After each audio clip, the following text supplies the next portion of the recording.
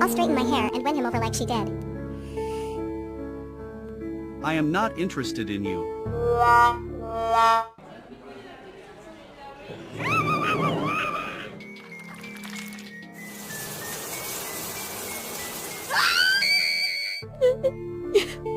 You're still beautiful.